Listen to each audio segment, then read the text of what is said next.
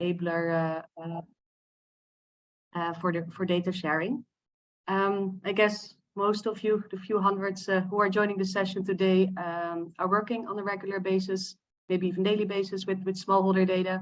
And I think we can all agree that, with the transition to digital agriculture, lots of data is being generated, consumed, but that the sharing of data is still limited. And one of the reasons that data is not being shared yet as how it could be is due to the lack of data standards within the sector, although the potential of that could be huge. Especially if we look at interoperability, that we can integrate different technologies and systems together, having more common data standards within the industry could really help to unlock better service delivery for smallholders. So yeah, maybe that was just a quick introduction from my side. I think we have a lot of exciting speakers on the call today. So the focus of today will be on the role of data standards within the food and agriculture industry. And we especially zoom into one particular data set, the smallholder profile. Cool. Let me take a break from here and let the speakers introduce themselves. Maybe just 1 minute, tell who you are, which organizations you represent, and what your role is. So let me just follow my screen. Ladies first, Yilde Marie, over to you. Yes, hi everyone, I'm Yilde Marie. I work as an agriculture lead and data expert at ACVO. So ACVO is an organization working in the agriculture, water and climate sectors to supporting our clients with data and technology services. So I lead the work in agriculture. I'm based in Nairobi. Nice to meet you. Thanks, Yilde Marie. Good to have you here today. The next one on my screen is Francis. Over to you. Hi, good morning. It's morning in Ghana. My name is Francis Obrikwan. I work with AgroCenter. I'm the CEO and co-founder. And AgroCenter is an agricultural technology company that works with smallholder farmers by using data to enable market and financial services. So happy to be here. Yeah, thanks, Francis. Good to have you here. And indeed, Ghana is still still early. I hope you got your coffee. Next one, Nagaraj, over to you. Hey, good afternoon, everybody. My name is Nagaraj. I work with Avanti Finance. I'm a chief risk officer and the data lead there, working with a lot of Avanti's vision largely is to kind of enable credit access to the rural community out of India. And we are trying to do that in a very digital manner. And that is where, a lot of the data access and other things comes into play, becomes very important for us, and, great to be on this session. Yeah, thanks for that. No, looking forward also the skill you're operating in India, looking forward to get more insights on the work you're doing on the ground. And then last but not least, Leon, can you introduce yourself, please? Hi, everyone. Good morning, good afternoon, good evening. My name is Leon Wakoli, a software developer from Solidaridad Eastern Central Africa, an NGO that works with different service stakeholders in the value chains of different commodities just to improve their livelihoods. Pleasure meeting you and looking forward to the positive discussion. Perfect. Thanks, Leon.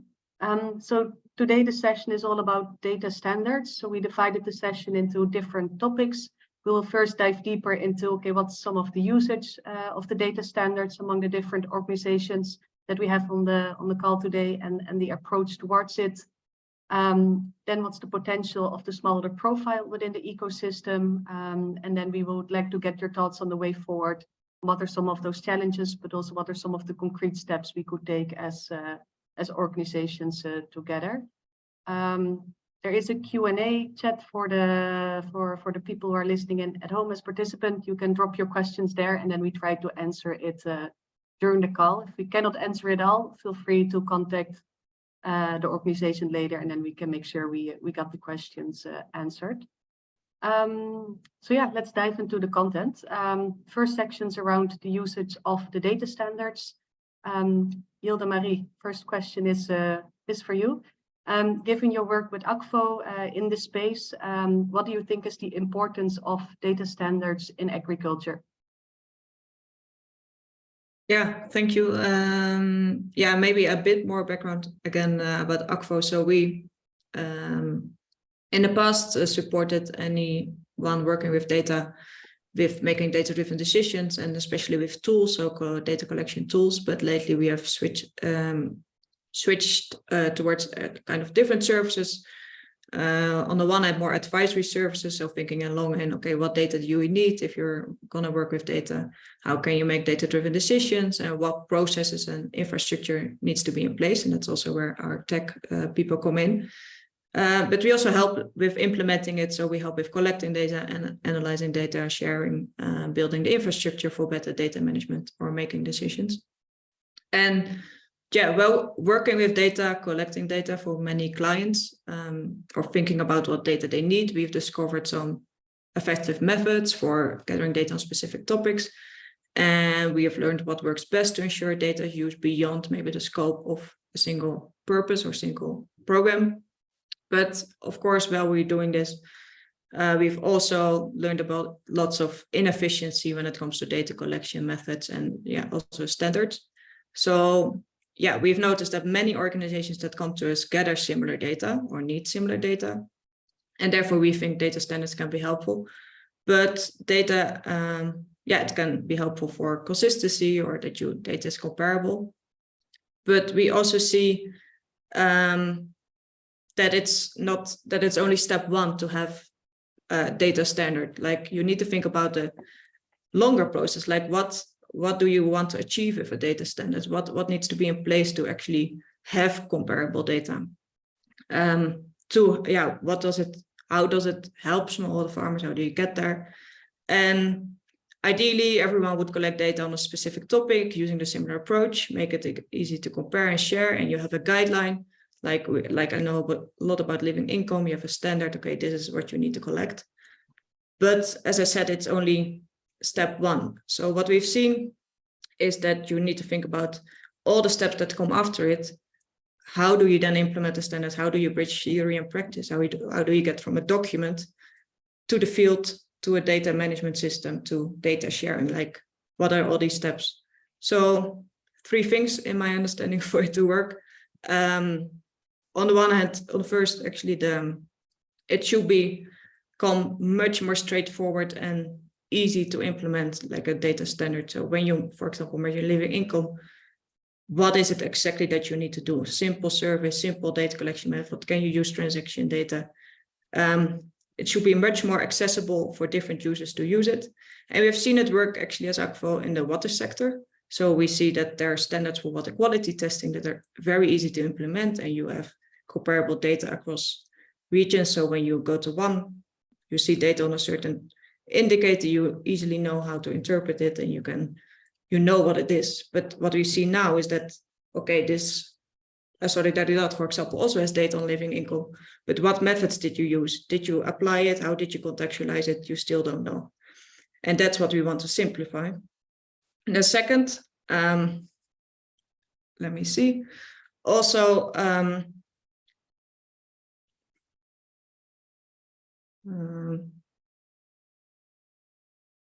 sorry, I lost it a bit. Yeah, so yeah, what is it? What's the incentive to use a data standard? And I think at this point, we don't really see an incentive for someone to use it. There's so much that you need to do before you get to, for that it has an effect. And at this point, yeah, it costs you a lot of money. You need to write skills. And when you open a guideline, you think like, yeah, okay, I can use this method, but let me do my own thing. And yeah, we need to think about the incentive for organizations to use a standard. And that's, so 2 things: make it more simple, make it more lean, cost effective. Also think about the incentive and accessibility of using a standard. Yeah, thanks for that. Like the breakdown also short term, it sounds like a tool we all should use, but what will come after, and how do we implement it and need cost efficient on the long way. And with Akvo now, I mean, you collect data across the globe with all different project parties, donors, companies.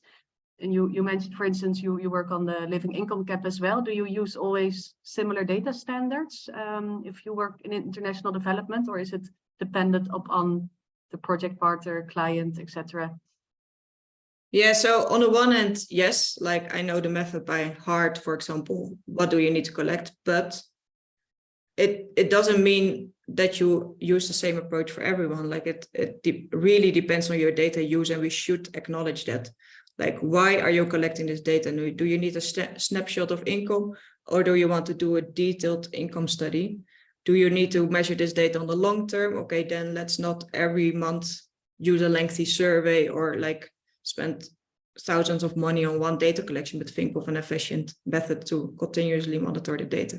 And I think that's a bit the problem now. You should allow for that contextualization on the one hand and make sure that the organization you work with has data that they can use and benefits them. But this can also come at the expense that data is not comparable because everyone chooses its own method. But still, I believe there's something to do to make methods leaner or more simple, that you have easier to understand data sets, that you can see, okay, hey, this is what you collect, this is what I collect, this is how it can compare. But you don't get there when you have big data sets, and then it becomes hard to understand.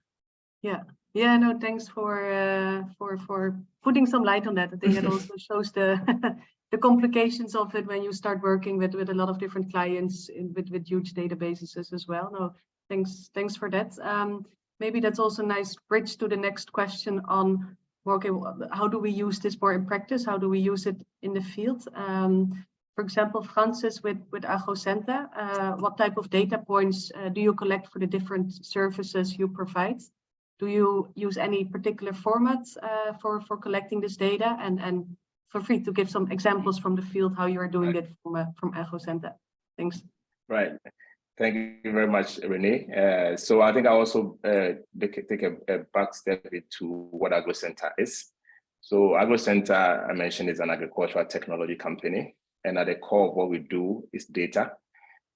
Because the smallholder farmers work a lot in a lot of fragmented space in Africa where data is not captured. So it's very difficult to have, let's say, farmers having digital identity or even a financial identity. So based on these challenges, we at AgroCenta use technology to build what we call like an alternative credit profile for smallholder farmers to be able to unlock financial services. So there are several data that we collect on smallholder farmers. The first being more of the farmer onboarding data. Mainly, we take a lot of data on the farmers, let's say average income, the farmers' farm information, where we do a lot of polygon mapping on even to see if the farmer actually is cultivating an acre. We do also dependency on data on the farmer, which means we look at the number of children the farmer has, etc. Then we do a lot of transactional data. What is the farmer's average income over time? How much does a farmer sell in a year? All this data go into the next phase, which is now after all the onboarding data is complete. We look at the next phase, which is more of the digital identity creation. Farmers need, let's say, a digital identity. And for financial services like the banks, microfinance, etc., to be able to provide financial services to them, they will need even, let's say, a farmer's transactional data. How much did the farmer earn last year to be able to say if a farmer is applying for a loan, that should be able to qualify for KYC. So the next phase is more where we look at the creating what we call the credit score data for smallholder farmers.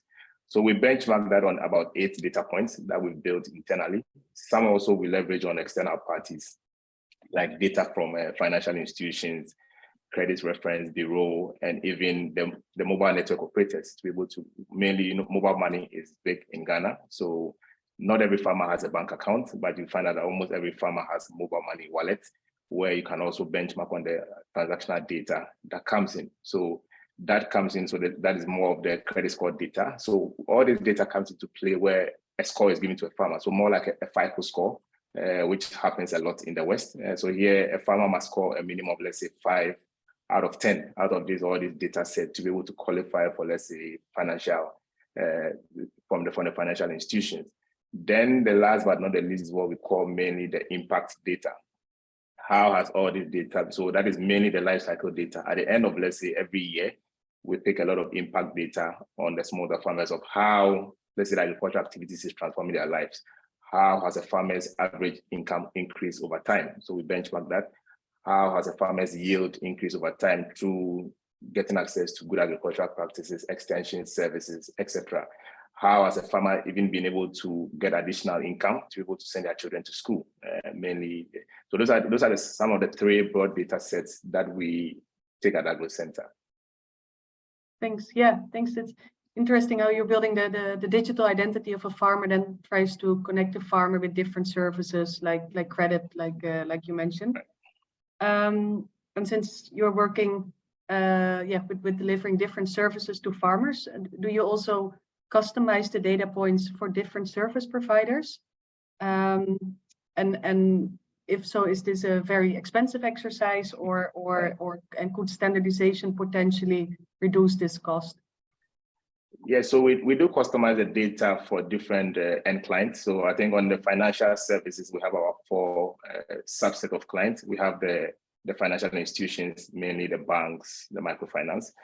Then we have the savings company. We have the pensions and insurance company. So every client will require different data sets. What a bank will use to perform a KYC to lend will be different from what data an insurance company will use to provide, let's say, a weather-based index insurance. So we do customize. And yes, it's quite pretty expensive because since there's no form of, let's say, formalized standard, everybody comes with what they want. It's more of a pick and choose approach. So yes, definitely standards will be good where we are able to have one particular standard that runs across to reduce the cost of customization because it is quite expensive. Not also expensive, but it takes a lot of time to be able to do some of these things. You need to train your application to be able to respond to different APIs coming in, requesting for different data sets. Yeah, no, thanks for that. And I think it's a good bridge to one of the speakers, Nagaraj in India, who's actually working a lot in the financial inclusion field on a national level in India, which is big.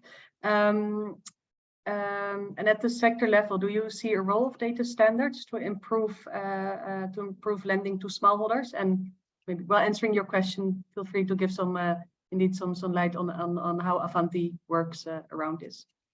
Yeah, sure. Thanks, Rini. Yeah, I think like I mentioned, Avanti, if you kind of look at it, the vision of Avanti is to figure out how we get to financial inclusion for the rural unserved population. And as part of that, I think we leverage technology quite a bit to kind of get there. It's all about leveraging the power of technology as well as communities and the signals that we get from the communities to enable us to make better decisions. So from that standpoint, I think as we are looking at technology and data-driven decisions, having access to data becomes very critical for us. And as we kind of look at this, we use data for two things, right? I think one, we definitely use data to make lending decisions in terms of who to approve, decline, and so on. But more importantly, we also use the data to kind of figure out what products to design for the segment that we are trying to service, right? What is aligning to the needs of them? Well, how can we align a product that meets their cash flow needs and making sure that we are able to give them the income generation that they are looking for. As we look at the data, I think, today we'll probably look at two kinds of data. I think given the proliferation of the microfinance segment with the government kind of doing a bunch of work there, a lot of this segment is also in the formal credit fold. So there is some amount of data that we get from credit bureaus, which to a large extent is standardized, structured, and can be kind of used in a very, easy manner and in a standard manner across different institutions. The other broad area of data that we look at is cash flows, right? Stability of cash flows. What kind of cash flows do they have access to? Livelihood sources and so on. But this is where the data becomes more challenging. It is a very unstructured, non-standard.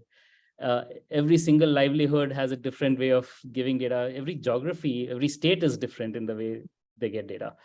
And that actually just increases the cost, and our ability to ingest data becomes a lot more difficult. And that just becomes much more expensive. So we try to leverage a bunch of data such as, land holding data that the farmer has access to. And some of the data is digitized, some is not digitized, some is self-reported. It's kind of all over the place. Things like, if you look at a dairy farmer, we look at a milk pouring data, which to some extent is standardized in some of the bigger places, but in a lot of places it is not standardized. We are starting to look at satellite data, and yes, it is useful, but then it's very expensive. So one of the things that we are trying to figure out is how do we kind of get to a place where we're able to understand where and how this data can be used in a much more effective manner.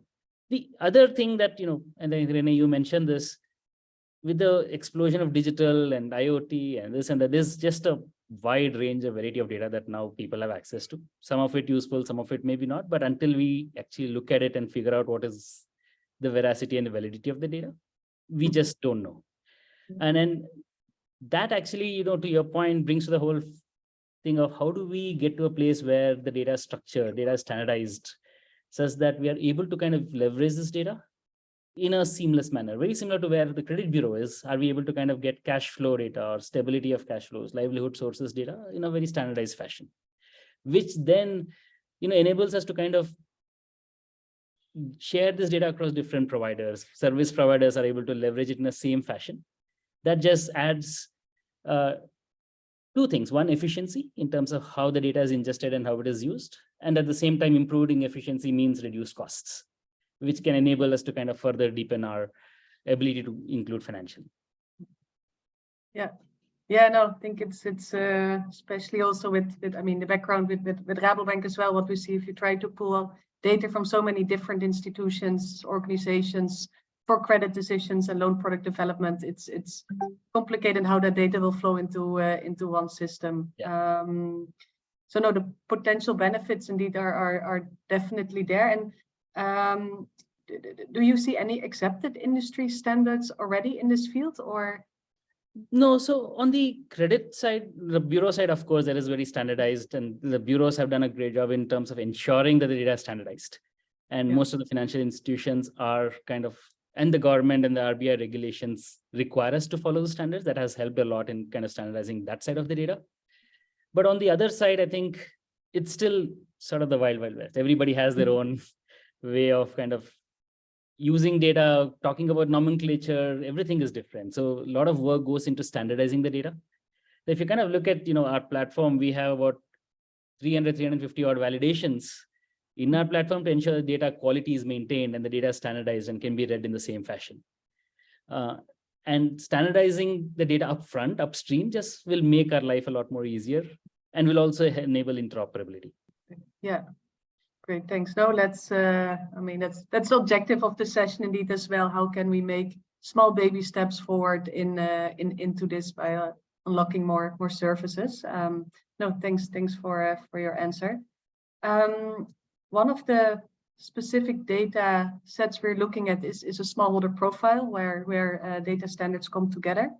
And a critical field in that part of a smallholder profile is the unique identifier. I know me and Leon have been working on this for the last year to come up with some ideas and thoughts. So Leon, I think you are in the right place to give some thoughts on how Solidaridad is doing it, how you've been working on the smallholder profile, and in particular the unique identifier.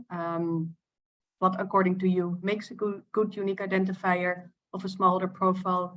Are there any common unique identifiers used and accepted across organizations that are providing services to farmers, or with the unique identifier, does still every organizations make their own choice in this? And when you answer, also feel free to mention how Solidaridad is doing this now. I know you've done a lot of great work in this field. Over to you, Leon. Absolutely. Thank you so much, Reni. Yeah, as you've mentioned, and I think as what Francis had mentioned about the digital identification, especially when it comes to mapping different data sets that comes from the field. Solidaridad, this has always been one of the challenges that we encountered previously, whereby because we work in programmatic environment where different programs operate with different farmers, you realize that there is a huge amount of data streaming from the field, and identifying these farmers based on the records that they come because of the different data sets become a problem. So we ended up identifying something called a farmer ID. And basically, it is just a unique identifier, a business key that helps us to create that digital relationship with our farmer. So through this farmer ID, it helps us solve two things, which I consider important when it comes to identifying of a unique identifier. So number one, it enables us to align the data in our repositories or database, whereby we could be able to map records from different data sources or maybe different data collection tools, because we are speaking about farmer profiling, which is always done at the inception of the project, and also progressive data collection through transactional data that flows in or streams in. We could be able to map these records to the farmer that has already been registered at the inception phase of the project during the registration. So that is one of the things that it helps us, so that our database was be able to be aligned. And number two, which I consider also important, it is a unique identifier should also be able to align your business processes as you do as basically on the field level, whereby you need not to recycle every time you're doing data collection. Because an example is this, that as Solidaridad, our profiles are collected at the inception phase. We collect bio data, field data at the inception phase, and also transactional data about the production and productivity at the farm and farmer level are also coming as programs are progressing. So the business process around mapping this data also to the original farmer profile, it's also an important thing that also the unique identifier needs to align.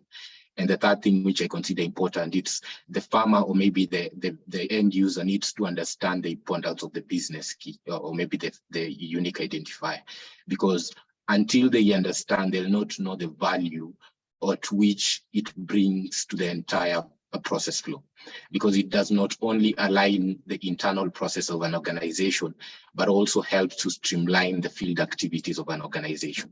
So you don't need to recycle the process over and over again. So those are the three things that I consider are important factors that needs to be aligned for you to have a better unique identifier. Great, thanks, Leon. Also the work we've been doing, indeed, the Smallholder profile can be also another important tool to enable data sharing, where, I mean, a unique identifier would be start to see, okay, how can we combine data of different organizations, of different data sets. Back to Francis for AgroCenta. How would the basic Smallholder profile look like when you're providing this, when you're connecting the farmers with the market? And from all the data fields that you're capturing, from what experience from you, what are some of the must-haves? What are some of the good-to-haves / optional to build a strong Smallholder profile? Yes, thank you. So I think I'll piggyback on what Leon said. He virtually mentioned everything I wanted to say.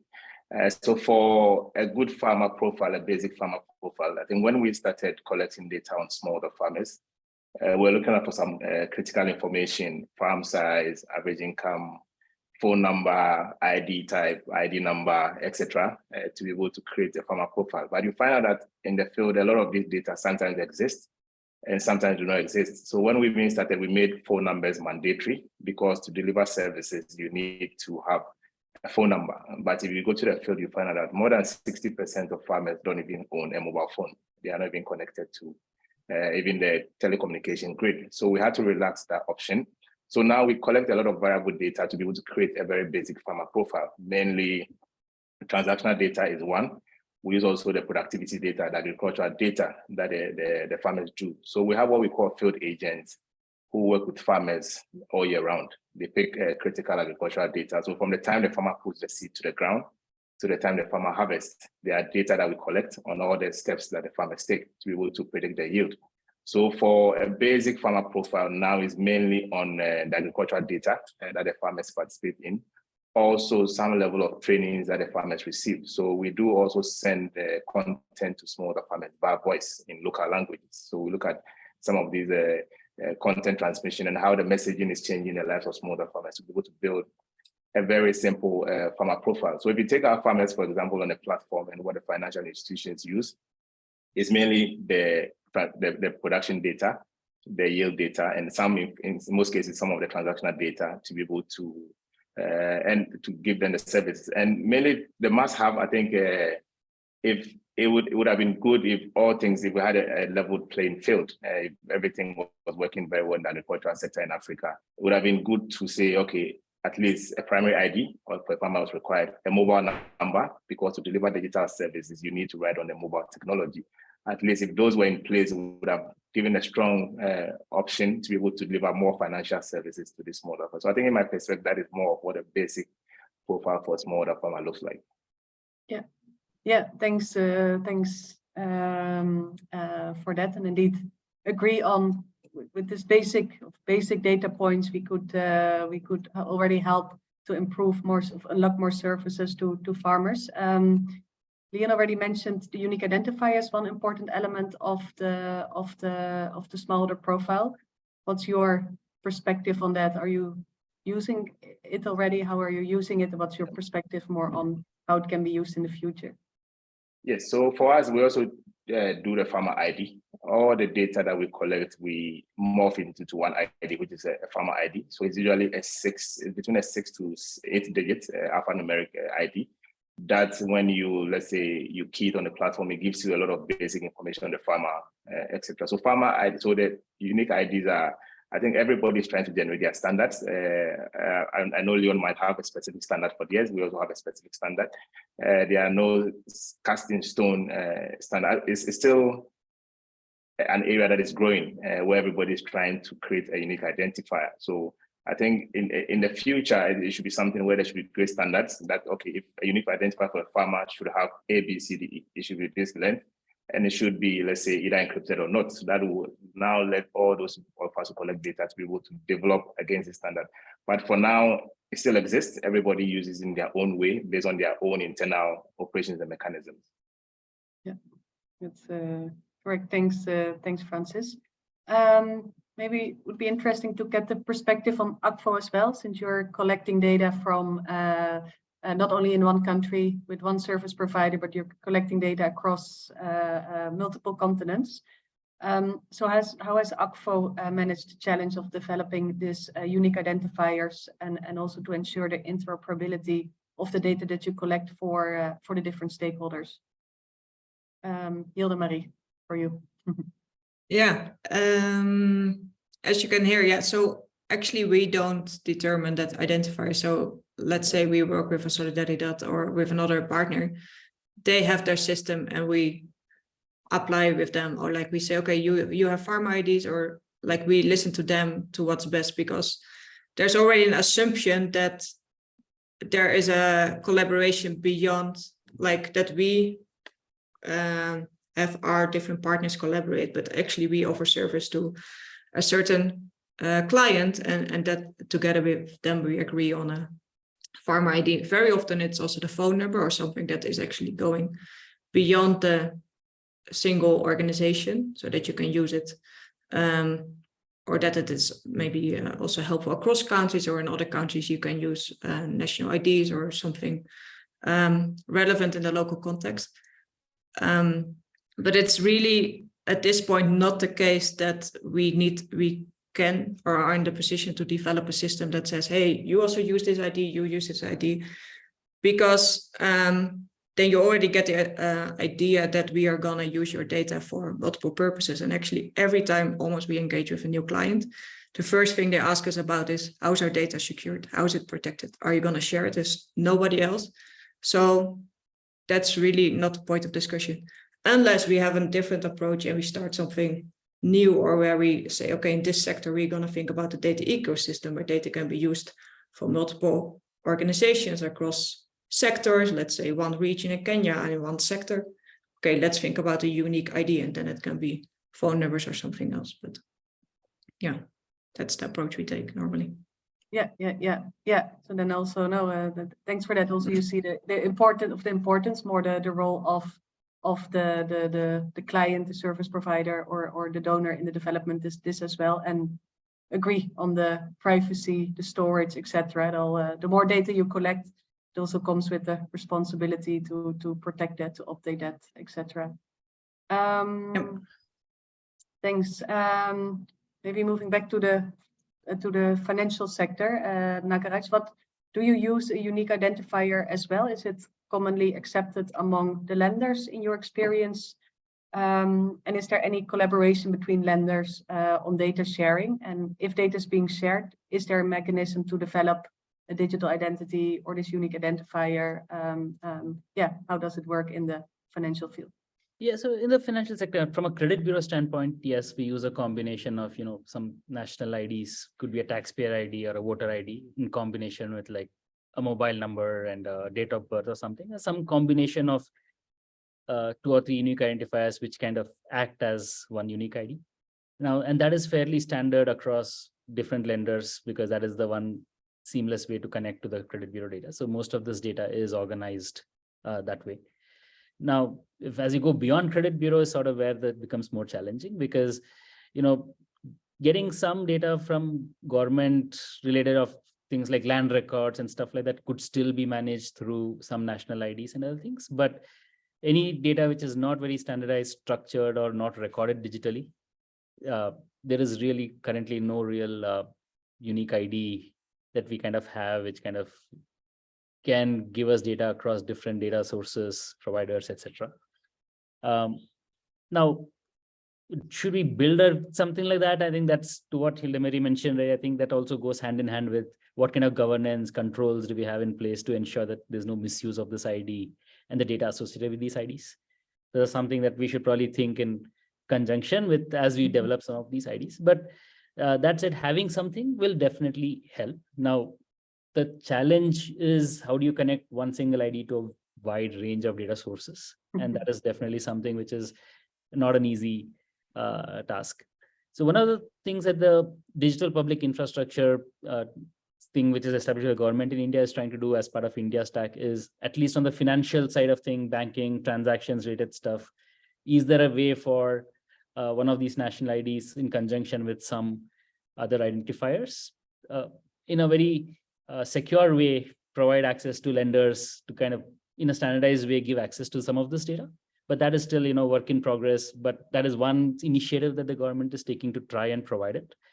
But anything which is like we talked about satellite data, there is nothing there other than, you could get some information from land records, some of it is digitized, some is not digitized. So kind of getting one single unique ID right now doesn't exist. The other question that you talked about in terms of sharing, today, to be honest, there's very little sharing among lenders in terms of data. Most of it is actually just consumed by individual lenders. That said, there are certain kinds of data which definitely adds value to kind of share because it's not, to be honest, Avanti has been thinking about it as saying it's not a competition, it's actually a competition against poverty, against making sure that we are able to kind of uplift everybody. So from that standpoint, we are very open to figuring out how is as appropriate we can share data across, along with the right governance and controls around it. Yeah, no, thanks for that last remark, especially. I think that's exactly one of the reasons why we wanted to have everybody on the different sessions today. Is indeed we are still early stage. It's a huge step how we can bring this together, but in the end, I mean, we are looking at the end goal of indeed related to poverty, smallholder farmers, etc. So no, thanks for that. I think it's a good bridge also to look at what are some of the concrete steps we're going to take for the future. I mean, we've been discussing the role of data standards, how it has been used in the field, the role of a smallholder profile, and some of the challenges and ideas around a unique identifier. So I would be interesting to know, okay, how would, in your view, the way forward look like? What are some of the challenges with respect to data standards, and what are some of these concrete next steps? So I'll ask you the question one by one. I will start with Leon, then with Nagaraj, then with Francis, and then with Hilde-Marie. So you have some time to think on your answers. So Leon, first to you, what do you see are some of the risk and challenges with having common data standards or unique identifiers in the sector, but with the goal to enable data sharing more seamlessly? Thanks. Yeah, as much as data sharing is very important, especially when it comes to the reduction of costs, because if we share data, an example across a specific area, different organizations might not redo the same process over and over again. But now the biggest issue is about the collaboration between the different organizations. Collaboration is what I consider a bit of a challenge, because different, as Francis had mentioned, several organizations have their own processes and way of operation. So I think until we find a convergence in that area, it will always be a challenge. And the other part which I consider also a challenge is data integrity. And the fact that we are speaking of collection of data from different sources, keeping this data clean is also a challenge, so that now the maintenance of records, let's say like if a farmer updates their phone number, how do you ensure that also in the same ecosystem or consortium you can be able to update the phone number across? So these are the two things which I consider that are a bit of a challenge. Thanks. Thanks, Leon. Over to you, Nagaraj. Yeah, sure. So I think few things that I can think. I think one, what Leon mentioned is very important, which is around just the quality of data. As we are talking through all the different data sources across different kinds of service providers, one of the big challenges is ensuring the quality of data. As you're collecting all the data, making sure that the quality is consistent. The second piece is just the structure, right? Making sure it's standardized in a way which can be consumed in a very standard form. So those two are definitely very key points that we have to consider as we look at data sharing and collaboration across different players in the market. Now, the risks, I would say, is twofold, right? One is, we talked about it, is just the governance and controls as we start sharing the data. But the other is also around ensuring that we have a good consent architecture. Like ultimately, borrower consent has to be there to ensure that we are able to share the data in the right way. It's not misused. It's not sent randomly to other people where it's misused in some bad fashion or the other. So making sure that whatever data is being shared across different organizations is all with consumer consent, and having the right consent architecture is also probably very critical to build as we think about data sharing.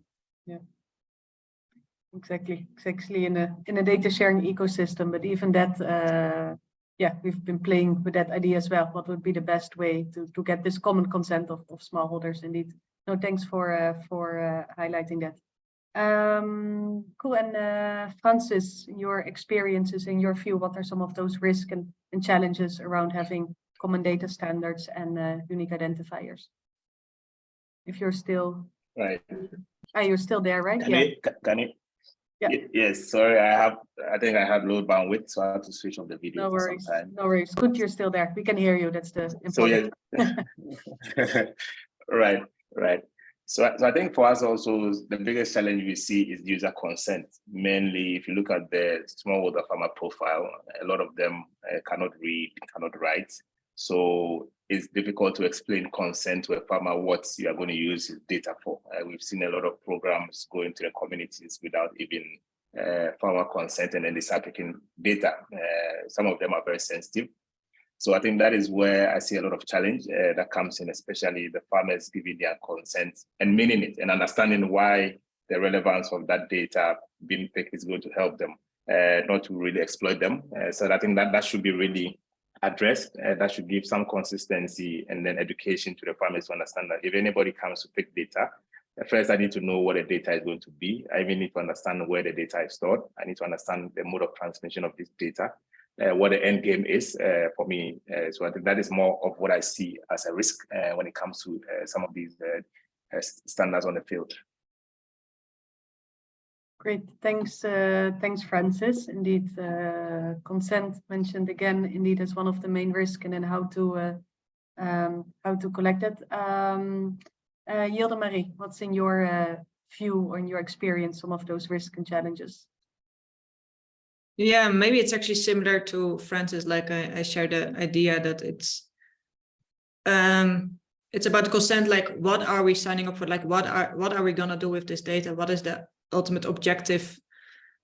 I don't think that's always clear. How will, on the one hand, the data standard lead to improving farmer livelihood? What needs to be? What are the intermediate steps to enable that? So that is about data security. That's about quality. That's about correctly using the data such that you actually get an insight that will help them. And I think we need to first really write down those maybe intermediate steps or the assumptions we are having, and then think about, okay, how do we tackle them? So bridge theory and practice. So from a data standard, an idea, think about how will it lead to improving farmer livelihoods, because that's also both for a farmer, then it becomes for a farmer more interesting, but also for an organization to apply a data standard to see, okay, this is what it will lead to. If all of us will apply it in this and this way, then we will have this and this. But at this point, I think it's very abstract, and we need to make it more tangible. Yeah, no, fully agree on that approach, even though you need to take some baby steps, but what would be like those first practical steps forward in, not just talking about it, but also doing it and implementing and see. I mean, it's a collaboration game, right? We cannot do this alone. When we share data, there are always two parties or more parties involved.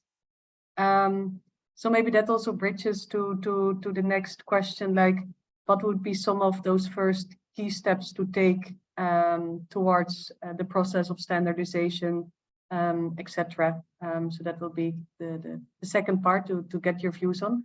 I can follow the same guidance, so everybody has equal time to think about it.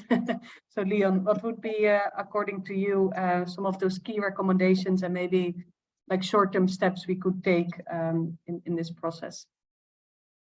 Yeah, I think the part that we are speaking about different data sharing, it involves different stakeholders. And for me, the key is what is it in for all these stakeholders?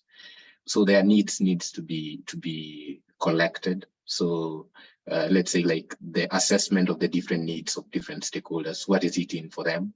And then also, while we are implementing even the data sharing and standardization, I think we need to do it incrementally and slowly and iteratively, probably, whereby it is not a full-blown more of exercise, but it is more of a learning on the go, so that now we see what additional modules can we incorporate as we develop the standard.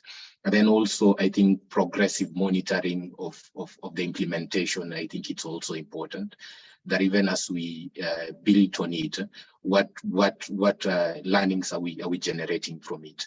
And finally, I think it's always about the fact that we always say the farmer owns the data security and privacy. It's also important. And I think speaking of the data standards, data minimization, especially collecting what is needed, is also important, because we are different stakeholders, organizations do their own ways or have their own operations. So I think data minimization, it's key. Data anonymization, I think, to be able to align with different governing policies, and also encryption and consent, I think, which has been mentioned by Francis and the rest of the panelists, is also key, so that now we can be able to come together and have a more standardized approach. Thank you. Yeah, I would largely echo what Leon said. I think a lot of it is around making sure that we are not trying to, it's a huge problem, right? Let's not solve for everything at one go. Can we identify, there's a lot of different data sources. Can we identify one or two data sources which probably add the most value across the ecosystem? And then can we focus on that, standardize it, in parallel work through the security and the controls and the consent pieces to ensure that we have the right foundation blocks in place? And then, start expanding across different, but can we just focus on one or two different key data sources that largely will add value to the segment that we are looking to do, which is a smallholder segment, and then, go baby steps. But making sure that we have a viable foundation block, especially in terms of governance, probably becomes very important. Yeah, thanks. Thanks. And indeed, building that, even though on a small scale, that first fundament of the governance, tackling on all these topics we discussed today, I think that's indeed very important to test that out as a first step. Francis, for you, what would you see as some of those key steps, and key next steps and recommendations to get this going, or to move this forward? Right. So I think when it comes to standards and data in agriculture in Sub-Saharan Africa, I would say most of the governments have been pretty laid back in most of these things. except for, let's say, Kenya. So, sorry, I've seen Kenya do the 1 million farmer program in partnership with World Bank, where the government is driving data standards and collection of data. So if any agricultural technology company needs to even go to Kenya, what they need to do is just to plug and play into what the government already has. So as a way, it's taking a very good step into ensuring that they are standards. So pretty much it should be emulated by a lot of African countries. Once the government and policymakers drive this, they're able to do it more of a top-down approach. They're able to define the standards. And then mainly because a lot of effort and work goes into collecting data just to provide simple services to farmers. You have to build a bridge across the ocean to get to smallholder farmers. So and it takes a longer time for a lot of agricultural companies to scale, mainly because they spend almost about 70% of their time collecting and analyzing data. But if the governments are put in place where this data already exists, it's easy to just do a plug and play and then deliver services. So I think my recommendation is for most governments and then policymakers to be actively involved and then deploy this where we have the African Union, they can have a specific standard. Now we have the Africa Free Trade Continental Agreement. What should go into that also is a lot on data standards, because now there's going to be a lot of trade across the border. So it's easy for us to be able to build on what the government already has. So that's my recommendation, active involvement by a lot of governments in Sub-Saharan Africa. Yeah. Thanks for that. And then last but not least, Hilde Marie, I think you shared already a little bit more on, okay, how would the short-term and longer-term goals look like, but what would be some of those concrete steps like we could take on the short term? Yeah, so maybe aligning with what has been said here as well, like I think we need to look at specific context. In a specific context, think, okay, what are the common concepts or topics that we need to collect data on? So what are sometimes it's a farmer profile, sometimes it's a certain indicator like for deforestation or for living income, like who needs to collect this data? And then, okay, what is needed for people to implement it? And then indeed break it down in smaller steps. But I would start with people collaborating in a smaller context, in a certain region or certain sector, and then break it down, like what do you need? Ask them, what do you need to implement this? And then think about who to involve at which stage. Yeah, great, thanks. I think very good insights, and then the question is indeed how we can bring this all together and move some of this concept indeed forward, who to involve. But that we will come back to you on that. I think we have a few more minutes for the Q&A. I'm quickly checking. I think already a lot of questions came in, so I'm just picking out a few. I don't think we can answer them all, but for the ones that we cannot answer, we will get back to you in the coming days after this session. Maybe the first question to Hilde Marie, where we started the session more on the usage of data standards. And there you mentioned the role of incentives to follow data standards. Any thoughts on the incentives, what this could be? Is it monetary? And what would be, on the other hand, also some of the disincentives to around using data standards or not using it? To me, maybe my understanding is that it's currently abstract. Maybe we get what a data standard is, but what are we? That's what I said, like, what is a data standard and how will it lead to improving farmer livelihood? So if I'm having a smaller company or organization, why should I apply data standards? And then, okay, if I apply a data standard, what does that mean? What is it? What are the steps that I take? Who should I talk to? Or like what data do? Like I'm talking from someone without a data background. What are we saying? And I think that's what we need to break down to make it more tangible. And I think that's the biggest disincentive at the moment. It's like, okay, let me just do what I understand and what's the easiest to get. Yeah, and this way we still have we are still working in silos if we continue to work like this. But I think there's a role to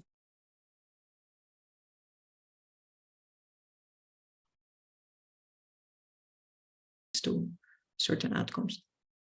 Yeah, thanks. Good. I think we have time for one more question. I see a lot of questions coming in around the usage of the unique identifier. one of the challenges is that the same farmer might have different unique identifiers in different databases in the same country or in different countries. And how could we standardize farmer IDs in countries that don't have a national ID system implemented yet? I don't know if I have a volunteer, otherwise I think maybe Leon, you might be in the position to give some thoughts on this, on if the same farmer might have different unique identifiers in different databases.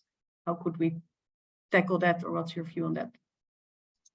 Yeah, I think, as I said, I think the most important thing to try and do is to try and map a unique ID to a farmer. I know probably we might be going further to map a unique identifier to a crop, which might lead to shorter cycles of ID, but we consider a unique identifier as a long life relationship, whereby as long as a farmer is implementing farming activities, they can be able to associate with that unique identifier. And on top of it, you map different commodity activities.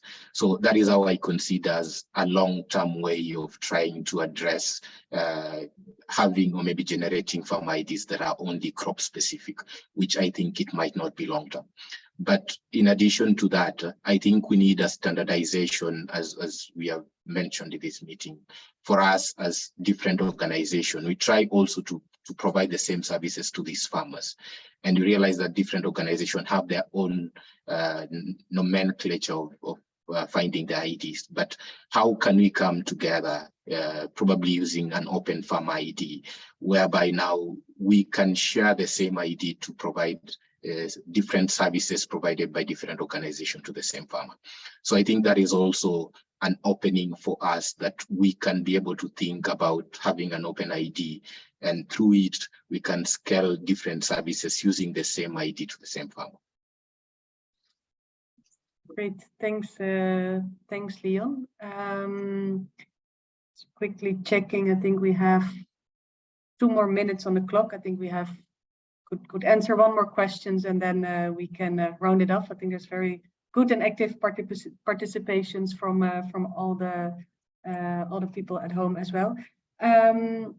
Maybe this builds a bit forward on the point that Hilde Marie was making earlier. So for organizations and situations where data collection and sharing of smallholders is still at the early stage, what would be the best way to begin, and how to tap into already existing data channels, partners, and organizations? So again, what would be the best way to begin this and tap into existing channels and infrastructure that is already there? Let me see. Any initial thoughts? Otherwise, maybe Francis, you have some yeah. thoughts. Yeah. So I think I wish it was I wish it was an easy answer, or there was just a blueprint that. But if you look at it, the data simply does not exist, especially within the agricultural sector. So one has to build it themselves. And even the data exists, there are a lot of data privacy. Data sharing is people trumpet it, but they don't do it. So it's even getting data from your fellow agricultural technology companies is difficult, because everybody tries to protect what they have. It's like a gold mine for everybody. So mainly, I think it still have to do with building it yourself. As was mentioned, even if you're looking for, let's say, information on land ownership, is next to impossible to get that, because a lot of this is still paper and pen. If you go to, let's say, the land registry in Ghana, it's still yet to be even brought online. So somebody has to go and pull out the file and see who owns what. So it takes a longer time to do that. So for most of these things, there's no easy way out. I think you have to put on your boots, especially in the agricultural sector, to build this. You might get some data like transactional data, which your mobile network operators can supply you based on the relationship you have with them. But I would say the critical mass of the farmer data itself, when it comes to the farmer biodata, farmer profile, unfortunately, you have to build that yourself. Great. Yeah. No, I I know it was. I thought it's the last question, so I thought let me. But the answer is not easy. No, thanks for taking that. I think also looking at the time, and I think the other speakers are ready in the next session. So let me round off first by thanking all the speakers today. I think it was a very interesting discussion, and I really hope it's a first step forward to see, okay, how can we bring all the parties together and work on that short-term roadmap and longer-term roadmap. I mean, we identified some of the enablers around data sharing, like standards have an important role to play, but how could we implement it?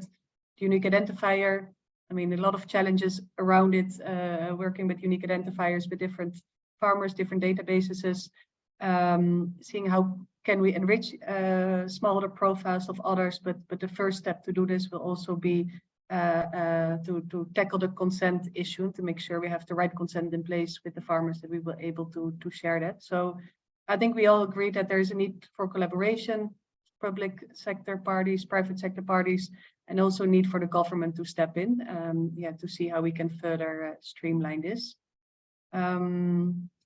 So cool. Yeah, maybe closing off with those words. I think more exciting sessions today around data governance, around data privacy. So I mean, just move to the next room, and then thanks again for joining today, and keep in touch. Thank you. Perfect. Thank you. Bye bye. Bye bye. Thank you. Bye.